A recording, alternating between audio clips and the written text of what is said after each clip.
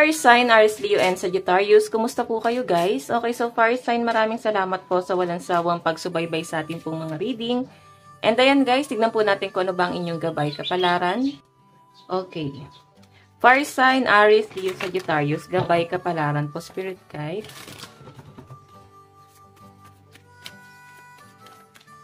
Meron po tayong pleasure. Meron tayong sing. And meron tayong meditate. Okay, so guys, nakikita ko rito, maaaring yung iba sa inyo, naboboard ka ngayong araw. Okay, maboboard ka or maaaring wala kang ganang gawin. Maaaring wala kang kasing ganong libangan. Siguro guys, ang kailangan nyo, fire sign, mag-enjoy ka naman, lumabas-labas ka, mag-outing ka, total uso naman siya ngayon na summer, no? So, ayan nga, fire sign. Kasi nakikita ko sa inyo, naiinip ka ngayong araw.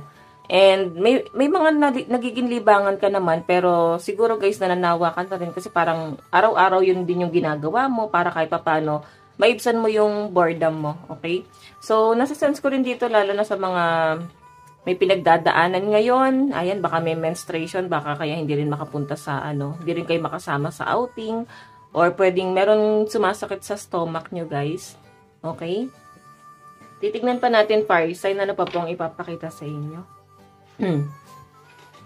Yung iba sa inyo guys, masyado kang stress sa pinapakita sa akin. Kaya ang sinasabi ng inyong energy rito is try mo pa rin mag-meditate. Siguro dala rin guys ng init ng panahon. Baka kailangan nyo rin talaga guys ng magpalamig. Okay? Mahirap din kasi talagang gumala-gala ngayong tag-init. Okay. So, tignan natin. Parang meron kayong pinaplano, fire sign. Siguro hindi pa siya ngayon. Marami ka pang tatapusin muna. Tignan natin guys. Meron tayong speak your world into being. Meron tayong see the bigger picture. What else, Spirit Guide? Meron tayong attend to the details. So, fire sign, ang laki number mo is 40, 45, and 35. So, sa pinapakita sa akin dito guys, para bang wala kang kaibigan na nakakasalamuha sa araw-araw. Siguro, introvert karamihan dito guys, no? Yung mga kaibigan mo karamihan is sa online mo lang muna nakakausap kasi siguro nasa malayo or baka OFW ka. Kaya yan nga guys, yung pinaka-focus ng energy mo, naiinip ka. Tapos wala ka rin mga kaibigan na nakakasama, ayan. Or maaring malayo ka rin sa family mo. May nakikita ko dito guys, plano eh. Plano, baka vacation to. Ayan, no. Maring may aayusin kayo, ipaprocess. Baka kayo ay magbabakasyon. So, possible na ang kadil ng mga fire sign ngayon is Gemini, Sagittarius, and Virgo. Okay, titignan pa natin fire sign pagdating sa inyong love life. Kunin lang natin yung card. Sa love life po ni fire sign.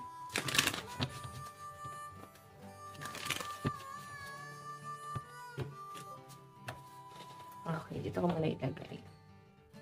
Okay, fire sign, Aries, Leo, Sagittarius. Pagdating po sa love life, meron tayo guys, death and rebirth. So, maaaring may new beginning na nangyayari sa relasyon nyo ng person mo.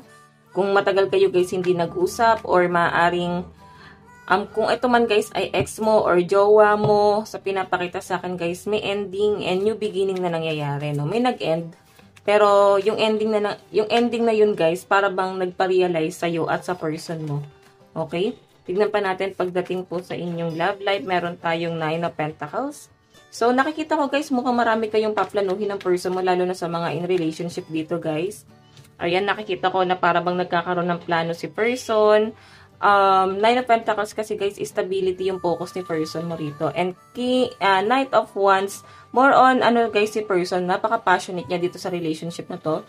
Maring iba sa inyo guys, hindi po pa siya guys gano'n nararamdaman kasi siguro hiwalay pa kayo eh. Pero once na bumalik to guys, na nakikita ko, marami siyang plano dito sa relasyon na to. And especially, nakikita ko rin yung stability na gusto niya mangyari dito sa inyong connection. Siguro kailangan mo lang, fire sign, bigyan ng chance nung si person mo. Pero kung talagang ayaw mo na, pwede rin naman guys, new person yung paparating. Kasi ito guys death and rebirth, pwedeng mismong ikaw to. Ikaw mismo sa sarili mo. Pwedeng yung iba dito guys, malakas ang energy rin ng mga single.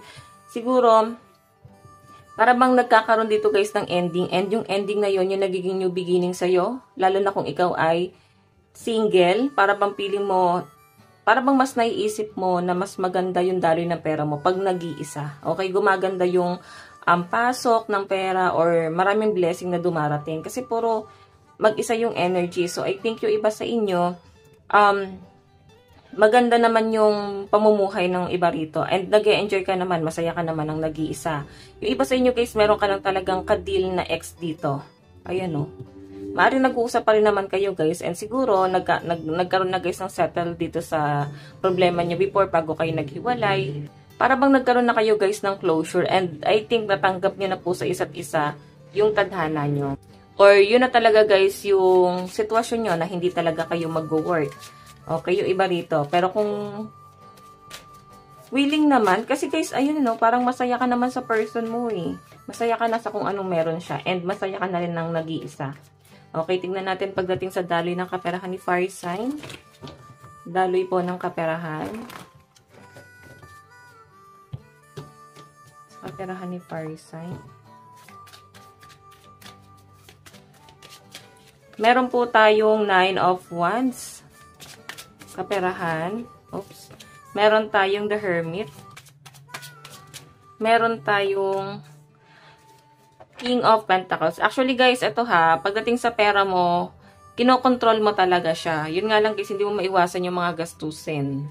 May nakikita ako sa inyo Fire Sign na para bang meron kang gustong bilhin, siguro gamit sa bahay, pero pinag-iisipan mo, siguro meron kang gustong bilhin sa sarili mo, or tingin mo is matagal mo na siyang gusto, hindi mo mabili-bili kasi marami kang mas inuuna, mas importanteng bagay. So guys, Hermit, ngayong araw guys, para bang mag-iisip-isip ka rito. Ayan o, para bang ano ba yung kulang, siguro grocery to, gamit sa bahay, or gamit sa eskwela, or gamit mo mismo sa trabaho. Na para bang makakapag-isip-isip ka dito, Fire Sign, na parang ito yung kulang, ito kailangan ko to. So siguro may mga mag-grocery or pwedeng mag-window shopping ngayong araw. Okay? Pwede rin naman guys, uso naman na yun sa online. Siguro guys, ayan, ina-add to cart mo lang siya. Tapos pagka meron ng pera, so siguro bibilhin na siya guys. Okay? So, Knight of Pentacles guys, ayan. Siguro, hanggat hindi mo pa alam kung saan mo dadalhin yung pera mo, ipunin mo muna siya guys. Kontrolin mo muna yan, no? Tignan natin ang inyong advice. Fire Sign, Aries, Leo, Sagittarius. Advice. Advice po ni Fire Sign. Meron tayong Temple, Inner Being Visualization, Sacred Space. So guys, ito guys, Temple, siguro, yung iba sa inyo, para bang nakakaligtaan nyo na, yung para bang yung paniniwala, siguro, hindi ka na gano'n napupunta sa simbahan, or nakakalimutan mo na rin guys, magdasal, or kung nagdadasal ka naman guys, siguro, ngayong araw, baka mapapadaan ka sa simbahan, 'di ba? Baka meron kang ipagdadasal, ayan. So, Fire Sign, ito lang po ang inyong reading. Maraming salamat hanggang sa muli. God bless and love you all. Thank you.